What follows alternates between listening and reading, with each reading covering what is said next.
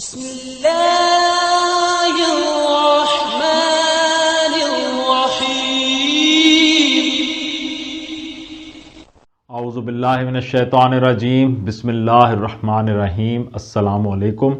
آج آپ کا میزبان ڈاکٹر کاشف بشیر تفہیم القرآن سیریز کی قسط نمبر 144 کے ساتھ آپ کے سامنے حاضر خدمت ہے، جس میں ہم انشاءاللہ العزیز سورہ الانفال کی پہلی آیت سے آغاز کر رہے ہیں، اس دعا کے ساتھ کہ اللہ تعالی ہمارے تمام صغیرہ کبیرہ گناہوں کو معاف فرمائے اور ہمارے جتنے رشتہ دار، دوست، احباب، جتنے مسلمان بھائی اس دنیا سے جا چکے ہیں، اللہ تعالیٰ ان کی مغفرت فرمائے اور ہمیں بھی نیک کاموں کی توفیق عطا فرمائے، ہمیں اس رستے پہ چلنے کی توفیق عطا فرمائے جس پر اللہ تعالیٰ کا انعام ہوا، اور اس رستے سے بچنے کی توفیق عطا فرمائے جس پر اللہ تعالیٰ کا غضب نازل ہوا۔ بسم اللہ الرحمن الرحیم۔ سورہ الانفال مدنی صورت ہے، اس میں 75 آیات ہیں اور 10 رکوع ہیں۔ بسم اللہ الرحمن الرحیم۔ یسألونک عن الانفال قل الانفال للہ والرسول فاتقوا اللہ واصلحوا ذات بینکم واطیعوا اللہ ورسولہ ان کنتم مؤمنین۔ ترجمہ: تم سے انفال کے متعلق پوچھتے ہیں، کہو یہ انفال تو اللہ اور اس کے رسول صلی اللہ علیہ وآلہ وسلم کے ہیں، پس تم لوگ اللہ سے ڈرو اور اپنے آپس کے تعلقات درست کرو اور اللہ اور اس کے رسول صلی اللہ علیہ وآلہ وسلم کی اطاعت کرو اگر تم مومن ہو۔ تفسیر میں آتا ہے کہ یہ اس تبصرہ جنگ کی عجیب تمہید ہے۔ بدر میں جو مال غنیمت لشکر قریش نے لوٹا، لشکر قریش سے لوٹا گیا، اس کی تقسیم پر مسلمانوں کے درمیان نزاع برپا ہو گئی، اختلاف ہو گیا۔ چونکہ اسلام قبول کرنے کے بعد ان لوگوں کو پہلی مرتبہ پرچم اسلام کے نیچے لڑنے کا اتفاق ہوا تھا، اس لیے ان کو معلوم نہ تھا کہ اس مسلک میں جنگ اور اس سے پیدا شدہ مسائل کے متعلق کیا ضابطہ ہے۔ کچھ ابتدائی ہدایات سورہ بقرہ اور سورہ محمد میں دی جا چکی تھیں، لیکن تہذیب جنگ کی بنیاد ابھی رکھنی باقی تھی۔ بہت سے تمدنی معاملات کی طرح مسلمان ابھی تک جنگ کے معاملے میں بھی اکثر پرانی جاہلیت ہی کے تصورات لیے ہوئے تھے۔ اس وجہ سے بدر کی لڑائی میں کفار کی شکست کے بعد جن لوگوں نے جو کچھ مال غنیمت لوٹا تھا، وہ عرب کے پرانے طریقے کے مطابق اپنے آپ کو اس کا مالک سمجھ بیٹھے تھے۔ لیکن ایک دوسرا فریق جس نے غنیمت کی طرف رخ کرنے کے بجائے کفار کا تعاقب کیا، اس بات کا مدعی ہوا کہ اس مال میں ہمارا برابر کا حصہ ہے، کیونکہ اگر ہم دشمن کا پیچھا کر کے اسے دور تک بھگا نہ دیتے اور تمہاری طرح غنیمت پر ٹوٹ پڑتے تو ممکن تھا کہ دشمن پھر پلٹ کر حملہ کر دیتا اور فتح شکست سے بدل جاتی۔ ایک تیسرے فریق نے بھی، جو رسول اللہ صلی اللہ علیہ وآلہ وسلم کی حفاظت کر رہا تھا، اپنا دعویٰ پیش کیا۔ اس کا کہنا یہ تھا کہ سب سے بڑھ کر قیمتی خدمت تو اس جنگ میں ہم نے انجام دی ہے، اگر ہم رسول اللہ صلی اللہ علیہ وآلہ وسلم کے گرد اپنی جانوں کا حصار بنائے ہوئے نہ رہتے اور آپ کو کوئی گزند پہنچ جاتی تو فتح ہی کب نصیب ہو سکتی تھی کہ کوئی مال غنیمت ہاتھ آتا اور اس کی تقسیم کا سوال اٹھتا۔ مگر مال عملاً جس فریق کے قبضے میں تھا، اس کی ملکیت گویا کسی ثبوت کی محتاج نہ تھی، اور وہ دلیل کا یہ حق ماننے کے لیے تیار نہ تھا کہ ایک امر واقعی اس کے زور سے بدل جائے۔ آخر کار اس نزاع نے تلخی کی صورت اختیار کرنی شروع کر دی اور زبانوں سے دلوں تک بدمزگی پھیلنے لگی۔ یہ تھا وہ نفسیاتی موقع جسے اللہ تعالیٰ نے سورہ انفال نازل کرنے کے لیے منتخب فرمایا، اور جنگ پر اپنے تبصرے کی ابتدا اس مسئلے سے کی۔ پھر پہلا ہی فقرہ جو ارشاد ہوا، اسی میں سوال کا جواب موجود تھا۔ فرمایا، تم سے انفال کے متعلق پوچھتے ہیں۔ یہ ان اموال کو غنائم یا غنیمت نہیں کہا جا رہا، بلکہ انفال کے لفظ سے تعبیر کرنا بجائے خود مسئلے کے فیصلے کے اندر اپنا فیصلہ رکھتا ہے۔ انفال جمع ہے نفل کی۔ عربی زبان میں نفل اس چیز کو کہتے ہیں جو واجب سے یا حق سے زائد ہو۔ جب یہ تابع کی طرف سے ہو تو اس سے مراد وہ رضاکارانہ خدمت ہوتی ہے جو ایک بندہ اپنے آقا کے لیے فرض سے بڑھ کر بجا لاتا ہے، اور جب یہ مطبوع کی طرف سے ہو تو اس سے مراد وہ عطیہ، وہ انعام ہوتا ہے جو آقا اپنے بندے کو اس کے حق سے زائد دے دیتا ہے۔ بس ارشاد کا مطلب یہ ہوا کہ یہ ساری رد و قد، یہ نزاع، یہ پوچھ گچھ کیا خدا کے بخشے ہوئے انعامات کے بارے میں ہو رہی ہے؟ اگر یہ بات ہے تو تم لوگ ان کے مالک و مختار کیسے بن گئے کہ خود ان کی تقسیم کا فیصلہ کرو؟ مال جس کا بخشا ہوا ہے وہی فیصلہ کرے گا کہ کسے دیا جائے اور کسے نہیں، اور جس کو بھی دیا جائے اسے کتنا دیا جائے۔ یہ جنگ کے سلسلہ میں ایک بہت بڑی اخلاقی اصلاح تھی۔ مسلمانوں کی جنگ دنیا کے مادی فائدے بٹورنے کے لیے نہیں ہے، بلکہ دنیا کے اخلاقی و تمدنی بگاڑ کو اصول حق کے مطابق درست کرنے کے لیے ہے، جسے مجبوراً اس وقت اختیار کیا جاتا ہے جبکہ مزاحم قوتیں دعوت و تبلیغ کے ذریعے سے اصلاح کو ناممکن بنا دیں۔ پس مصلحین کی نظر اپنے مقصد پر ہونی چاہیے، نہ کہ ان فوائد پر جو مقصد کے لیے صحیح کرتے ہوئے بطور انعام خدا کی عنایت سے حاصل ہوں۔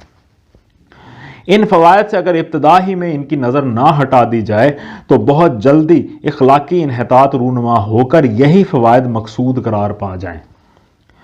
پھر یہ جنگ کے سلسلے میں ایک بہت بڑی انتظامی اصلاح بھی تھی۔ قدیم زمانے میں طریقہ یہ تھا کہ جو مال جس کے ہاتھ لگتا وہی اس کا مالک قرار پاتا، یا پھر بادشاہ یا سپہ سالار تمام غنائم پر قابض ہو جاتا۔ پہلی صورت میں اکثر ایسا ہوتا تھا کہ فتح یاب فوجوں کے درمیان اموال غنیمت پر سخت تنافس برپا ہو جاتا اور بسا اوقات ان کی خانہ جنگی فتح کو شکست میں تبدیل کر دیتی۔ قرآن نے انفال کو اللہ اور رسول کا مال قرار دے کر پہلے تو یہ قاعدہ مقرر کر دیا کہ تمام مال غنیمت لا کر بے کم و کاست امام کے سامنے رکھ دیا جائے اور ایک سوئی تک چھپا کر نہ رکھی جائے۔ پھر آگے چل کر اس مال کی تقسیم کا قانون بنا دیا کہ 5واں حصہ خدا کے کام اور اس کے غریب بندوں کی مدد کے لیے بیت المال میں رکھ دیا جائے اور باقی 4 حصے اس پوری فوج میں تقسیم کر دی جائے جو لڑائی میں شریک ہوئی ہو۔ اس طرح وہ دونوں خرابیاں دور ہو گئی جو جاہلیت کے طریقے میں تھی۔ اس مقام پر ایک لطیف نقطہ اور بھی ذہن میں رہنا چاہیے۔ یہاں انفال کے قصے کو صرف اتنی بات کہہ کر ختم کر دیا ہے کہ یہ اللہ اور اس کے رسول کے ہیں۔ تقسیم کے مسئلے کو یہاں نہیں چھڑا گیا تاکہ پہلے تسلیم و اطاعت مکمل ہو جائے، پھر چند رکوع کے بعد بتایا گیا کہ ان اموال کو تقسیم کس طرح کیا جائے۔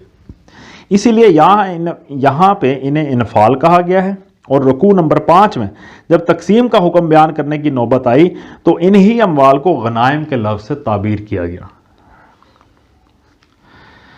انما المؤمنون الذین اذا ذکر اللہ وجلت قلوبہم واذا تلیت علیہم آیاتہ زادتہم ایمانا وعلی ربہم یتوکلون۔ ترجمہ: سچے اہل ایمان تو وہ لوگ ہیں جن کے دل اللہ کا ذکر سن کر لرز جاتے ہیں، اور جب اللہ کی آیات ان کے سامنے پڑھی جاتی ہیں تو ان کا ایمان بڑھ جاتا ہے اور وہ اپنے رب پر اعتماد رکھتے ہیں۔ یہ ان کا ایمان بڑھ جاتا ہے۔ تفسیر میں آیا یعنی ہر ایسے موقع پر جب کہ کوئی حکم الہی آدمی کے سامنے آئے اور وہ اس کی تصدیق کر کے سر اطاعت جھکا دے، آدمی کے ایمان میں اضافہ ہوتا ہے۔ ہر اس موقع پر جب کہ کوئی چیز آدمی کی مرضی کے خلاف، اس کی رائے اور تصورات اور نظریات کے خلاف، اس کی مانوس عادتوں کے خلاف، اس کے مفاد اور اس کی لذت و آسائش کے خلاف، اس کی محبتوں اور دوستیوں کے خلاف اللہ کی کتاب اور اس کے رسول کی ہدایت میں ملے اور آدمی اس کو مان کر فرمان خدا اور رسول کو بدلنے کے بجائے اپنے آپ کو بدل ڈالے اور اس کی قبولیت میں تکلیف انگیز کر لے، تو اس سے آدمی کے ایمان کو بالیدگی نصیب ہوتی ہے، میچورٹی آتی ہے، اس میں پکا ہو جاتا ہے۔ اس کے برعکس اگر ایسا کرنے میں آدمی دریغ کرے تو اس کے ایمان کی جان نکلنی شروع ہو جاتی ہے۔ پس معلوم ہوا کہ ایمان کوئی ساکن و جامد چیز نہیں ہے، سٹیٹک نہیں ہے، رکا ہوا نہیں ہے، اور تصدیق و عدم تصدیق کا بس ایک مرتبہ نہیں ہے۔ اگر آدمی نے نہ مانا تو وہ بس ایک ہی نہ ماننا رہا، اور اگر اس نے مان لیا تو وہ بھی بس ایک ہی مان لینا ہوا نہیں، بلکہ تصدیق اور انکار دونوں میں انحطاط اور نشو و نما کی صلاحیت ہے۔ ہر انکار کی کیفیت گھٹ بھی سکتی ہے اور بڑھ بھی سکتی ہے، اور اسی طرح ہر اقرار و تصدیق میں ارتقا بھی ہو سکتا ہے اور تنزل بھی۔ البتہ فقہی احکام کے اعتبار سے نظام تمدن میں حقوق اور حیثیات کا تعین جب کیا جائے گا تو تصدیق اور عدم تصدیق دونوں کے بس ایک ہی مرتبے کا اعتبار کیا جائے گا۔ اسلامی سوسائٹی میں تمام ماننے والوں کے آئینی حقوق و واجبات یکساں ہوں گے، خواہ ان کے درمیان ماننے کے مراتب میں کتنا ہی تفاوت ہو، اور سب نہ ماننے والے ایک ہی مرتبے میں معاہدہ و مسالم قرار دیے جائیں گے، خواہ ان میں کفر کے اعتبار سے مراتب کا کتنا ہی فرق ہو۔ الذین یقیمون الصلاۃ ومما رزقناہم ینفقون۔ ترجمہ: جو نماز قائم کرتے ہیں اور جو کچھ ہم نے ان کو دیا ہے اس میں سے ہماری راہ میں خرچ کرتے ہیں۔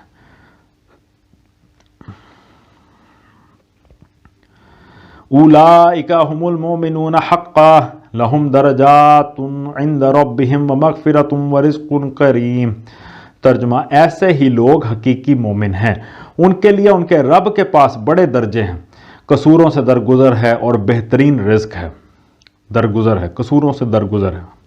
تفسیر میں آیا قصور بڑے سے بڑے اور بہتر سے بہتر اہل ایمان سے بھی سرزد ہو سکتے ہیں اور ہوئے بھی ہیں، اور جب تک انسان ہے یہ محال ہے کہ اس کا نامہ اعمال سراسر معیاری کارناموں ہی پر مشتمل ہو اور لغزش کوتاہی خامی سے بالکل خالی رہے۔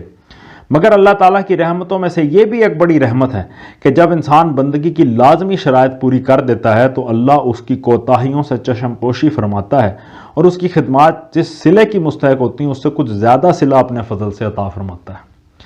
ورنہ اگر قاعدہ یہ مقرر کیا جاتا ہے کہ ہر قصور کی سزا اور ہر خدمت کی جزا الگ الگ دی جائے تو کوئی بڑے سے بڑا صالح بھی سزا سے نہ بچ سکتا۔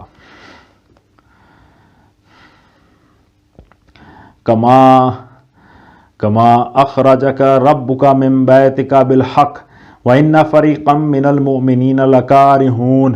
ترجمہ، اس مال غنیمت کے معاملے میں بھی ویسی ہی صورت پیش آ رہی ہے جیسی اس وقت پیش آئی تھی جبکہ تیرا رب تجھے حق کے ساتھ تیرے گھر سے نکال لایا تھا اور مومنوں میں سے ایک گروہ کو یہ سخت ناگوار تھا۔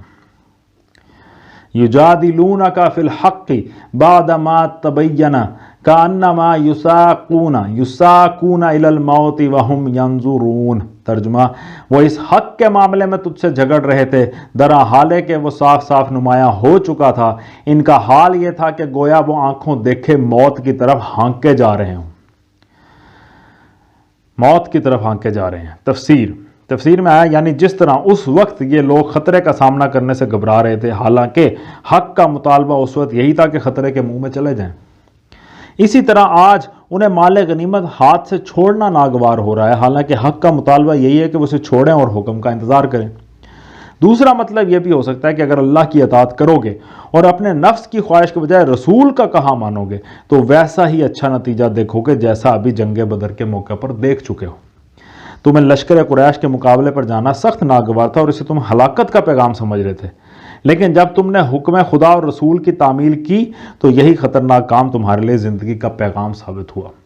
قرآن کا یہ ارشاد ضمناً ان روایات کی بھی تردید کر رہا ہے جو جنگ بدر کے سلسلے میں عموماً کتب سیرت و مغازی میں نقل کی جاتی ہیں، یعنی یہ کہ ابتداءً نبی صلی اللہ علیہ وآلہ وسلم اور مومنین قافلے کو لوٹنے کے لیے مدینے سے روانہ ہوئے تھے۔ پھر چند منزل آگے جا کر جب معلوم ہوا کہ قریش کا لشکر قافلے کی حفاظت کے لیے آ رہا ہے تب یہ مشورہ کیا گیا کہ قافلے پر حملہ کیا جائے یا لشکر کا مقابلہ کیا جائے۔ اس بیان کے بعد قرآن یہ بتا رہا ہے کہ جس وقت نبی صلی اللہ علیہ وسلم اپنے گھر سے نکلے تھے اسی وقت یہ امر حق آپ کے پیش نظر تھا کہ قریش کے لشکر سے فیصلہ کن مقابلہ کیا جائے، اور یہ مشاورت بھی اسی وقت ہوئی تھی کہ قافلے اور لشکر میں سے کس کو حملے کے لیے منتخب کیا جائے۔